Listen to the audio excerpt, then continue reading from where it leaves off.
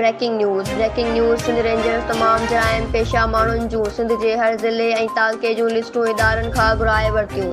जल्द कार्रवाई करण जूं रेंजर्स खे हिदायतूं। तफ़सीलात जे मुताबिक़ मंशियात, समाजी बुराइनि, जुआ, आकड़ा पर्ची, फहाशी जे अॾनि ऐं तमाम समाजी बुराइनि ऐं उन्हनि जे सहूलियतकारनि ख़िलाफ़ लिस्टूं तयारु कयूं पियूं वञनि ऐं हर सिंध जे ज़िले ऐं तालुका हेड क्वार्टरनि जे इंटेलिजेंस इदारनि लिस्टूं ठाहिणु शुरू करे छॾियूं। जल्द सिंध रेंजर्स जे हवाले कयूं वेंदियूं। हिकु हफ़्ते अंदरि मंशियात फ़रोश पंहिंजनि मंशियात जे धंधनि खे छॾे वञनि, न त खेनि रेंजर्स जे क़ानून मुताबिक़ सख़्त सज़ा ॾिनी वेंदी।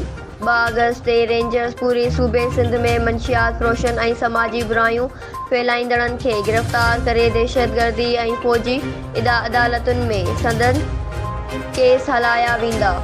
मंशियात, चर्स, आफ़ीम, शराब, गुटको, रजनी, सफ़ीना, कचूं सोपारियूं, ज़ेड-21, जुआ, व्याज खोरी सभ खां वॾा जराइम आहिनि। इहे नशे वारनि मंशियात अमन अमान ऐं तालीम समेत मल्की सक़ाफ़तूं बि विसारे छॾियूं आहिनि। हाणको केतिरो बि ताक़तवर हुजे, खेनि का रिआयत न मिलंदी।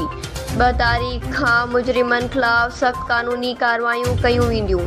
Report Abdul Razzaq Ramu, Sindh Express News, Chachro.